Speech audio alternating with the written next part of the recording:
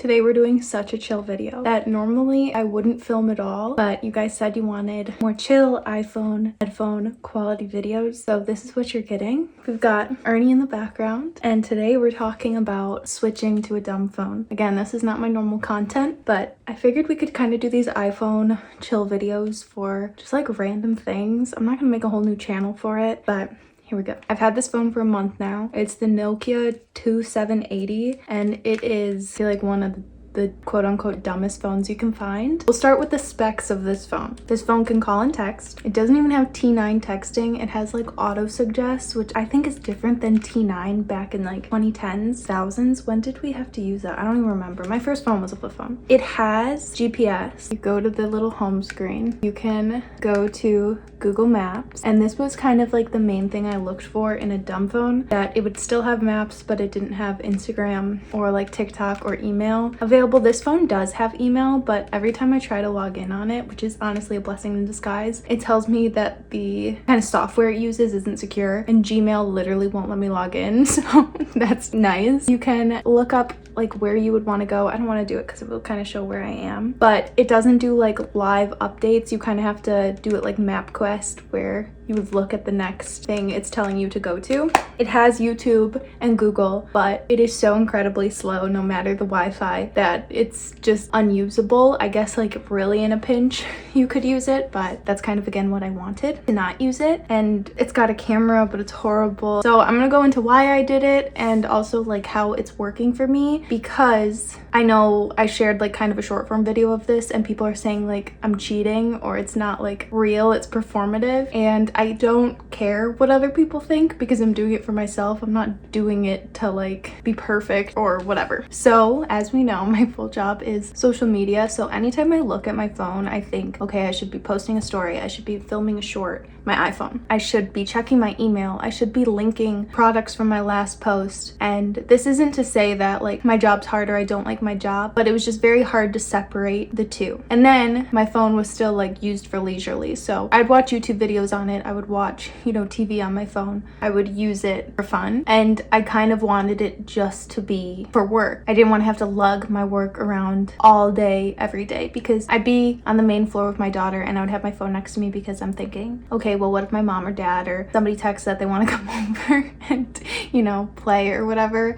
I would not want to miss that text, so I always have that phone there. But then if I get a notification of Gmail or anything like that, or I would just be thinking about it, I'd be inclined to check it while like playing with my daughter. Same thing as like if we went downstairs in the basement, I would be afraid I couldn't hear like a knock or a doorbell ring and somebody I knew would be calling me trying to like get in or something, and I would have to bring my phone down if my entire work in life just to see that. What are you filming on? I have my iPhone still, as you can tell. I still am posting on YouTube, on Instagram, not as much TikTok anymore after that crazy user agreement thing. I've refused to accept it, but I'm posting everywhere because this iPhone is kind of like a computer, or it's kind of like an iPad. My iPhone now does not have any cellular data. If I took it outside, I can't use it besides for anything that's like downloaded. I could use it as a camera and look at my photos. Like, you can't do much without cellular data or Wi-Fi. If I took this to a coffee shop and connected to their Wi-Fi, I could use it completely like a usual phone. You can even still use iMessages. It just says it's coming from your email. I can still FaceTime when I'm at home, which was a big thing for my family. They wanted to make sure they could still FaceTime my daughter. It feels just like a computer that has to stay at home and I can only use it at home. And I feel like since making the switch, it's like I look at this phone as work now, because I'm not carrying with me all the time. I'm not thinking about it as fun or play, because I really just solely use it for work. And I wasn't expecting that transition, but it's made me start posting more, which I always have this kind of epiphany when one time I deleted my Instagram and it made me post so much more because I'm not being like fed anything and I just want to create. I feel like when there was so much less content being created, more people wanted to create because you don't feel like you're just kind of like drowning in it all. I feel like that's really all I have to say about the iPhone. It literally just works as like a work phone for me now, and it stays at home. I can't do work while I'm at the park, you know, sitting on the bench. I don't get distracted by my phone while I'm out and about with my daughter at all, because there's nothing fun on here. Like, even texting somebody is a chore. More about this phone then. I don't think this phone would work for you if you text all day. or if you feel like you need to feel connected to somebody all day, it's hard to text. And originally I was looking for like a dumb phone with a full keyboard, but they don't have them as far as I could tell. Like if you got a BlackBerry with a full keyboard, or if you just got a different phone with a full keyboard, you can still download Instagram, you can still download YouTube and like use it freely and not like a brick that this is. And that is not what I wanted. I was like, okay, I'll give up texting to have what I actually want in a phone. And honestly, the giving up texting part has been really nice also, because now most of my friends know that this is the phone they're texting me on, especially because my messages are green, and like they don't expect much from me. Like if they want to have like a full conversation with me, you gotta call me or we gotta meet up. And I really like that. I think you can only, somebody commented that like this phone didn't work for them because you can only text like 10 people a day, or like so many, because it kind of gets like, it loses memory that quickly with just text. And again, like if you're texting all day, this phone is not for you. There's no way. When I first got into the car after like switching to this phone and I realized what I did, I had like a mini panic attack. Not even, just like that, like I had like that gut drop feeling where I was like, what did I just do? Like, am I gonna be able to do this? And I wasn't gonna make this video ever because I would be so embarrassed if I had it for a day or a week and it didn't work out. But I made it like a week into having it because I loved it so much, and I can't imagine going back now that I'm not like nervous to share my opinions and everyone be like, oh, you gave up, you couldn't even do it. It doesn't even feel like a challenge anymore. It just feels like freedom. I love it so much. I will say the map part is like a little bit nerve-wracking, but normally when I'm driving a bit further, I have somebody with me who has an iPhone, and I'm thinking about getting a Garmin for my car, which is just like a GPS you plug into your car and it works without cellular data because it's satellite, I'm pretty sure is what it means. It's like $100, and I'm gonna try and find a used one, I think, because it will just give me like an extra peace of mind. But the way that like you have to use your brain a little bit more when you're out and about with this, because I'm like, okay, where am I going? Like I don't have my phone just to rely on and like drive mindlessly. I have to think. Lived in the town I live in my entire life, so it's pretty much fine. But then like driving to see friends who live a bit further away, I'm like, okay, like I actually know where you live now and I actually know how to get there, or places, you know, you just don't go to as often. I'm just a bit more aware. And even like out and about, if I'm like grocery shopping and I want to look something up, it's like you gotta figure it out on your own. It's nice to like be a person and not have this little computer in my pocket all the time. Other things people were asking about is like a banking app, or I guess just more like apps that you actually need in real life, and like you still have it all at home. I've been having issues with my insurance right now. I don't even want to go into it, but they've been calling me, and if they call me while I'm out and about driving, I would feel like inclined to stop the car and like look at my app and see what they're talking about. But I literally don't have that phone on me. Like they're calling me and I tell them straight up, I'm driving right now, I can't look at anything like that you're telling me to. Call me back later or send it in an email. And you know how many times now they just send it in an email, and I'm like, we could do it like this whole time. I don't have to go back and forth on the phone like this. I don't know, it's just everybody has to kind of wait for you. But I don't want to say that in like a self-centered, like I feel important, like everybody has to wait for me, because that's definitely not the case at all. It's just like everyone has to take a breath and realize that everything doesn't have to be so instant. I feel like putting my mom under the bus, but my mom will be like, check your mortgage app right now. Like I want to see it. And if I'm at her house, I'm like, I don't have that phone, girl. Like I can't look at that right now. You're gonna have to wait till I get home, because there's no immediate rush. And I feel like it's really like teaching me again to slow down. And I used to be a lot better at that. And I feel like with having a toddler and being pregnant, like you just get thrown into everything that you kind of forget, you know, to take those moments. And just in real life as well. I don't want to say just being a mom, but for me, that's what like changed it.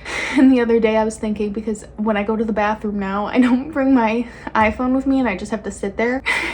Or my daughter has like picture books and I'm like reading these toddler books next to me. The best advice I can ever give anyone is just slow down. I've never once in my life regretted slowing down. I've never regretted doing something later or taking the time to just stop and think about it. I feel like I was such like a rushed and like anxious person all the time, where I was just like, just get it over with and stop thinking about it. Like how people like procrastinate. I am the opposite. I would get an assignment and I would do it the second I got it, because I never wanted to think about it again. And I would end up doing it like a lot poorer than I could have, because I didn't give myself the time to like think and marinate in like the assignment in what like they were asking for. And I feel like that's getting a little off topic, but like this has taught me again to just like all of it, chill out, you can stop. And I'm like doing something with a brand deal, I have so much time to stop and think about it, because I'm like, there's no way I can do it right now. And if I'm out and about, there's nothing I can do. I feel like in the winter I've been home so much that it's also been like an easier transition,